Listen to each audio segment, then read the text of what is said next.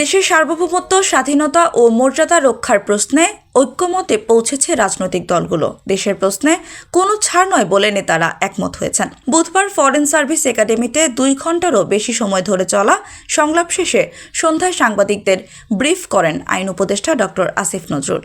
সংলাপে বিএনপি, জামায়াতে ইসলামী সহ প্রধান রাজনৈতিক দলগুলোর প্রতিনিধিরা অংশ নেন। আসিফ নজরুল জানান, সাম্প্রতিক ভারতের মিথ্যাচার, আগ্রাসন সহ নানা বিষয়ে সংলাপে আলোচনা হয়েছে। দেশের প্রশ্নে কোনো ছাড় নয় বলে নেতারা একমত হয়েছেন।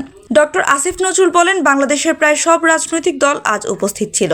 এই বৈঠকে সবাই বাংলাদেশের সার্বভৌমত্ব, অস্তিত্ব, স্বাধীনতা ও মর্যাদা রক্ষার প্রশ্নে ঐক্যমতে পৌঁছেছেন। তিনি বলেন, যে কোনো ধরনের অপপ্রচার ও উস্কানির বিরুদ্ধে আমরা সাহসী, অটুট ও ঐক্যবদ্ধ থাকব। ভবিষ্যতে যে কোনো ধরনের উস্কানি এলে আমরা আমাদের ঐক্য আরও বেগবান দেখানোর প্রচেষ্টা অব্যাহত রাখব।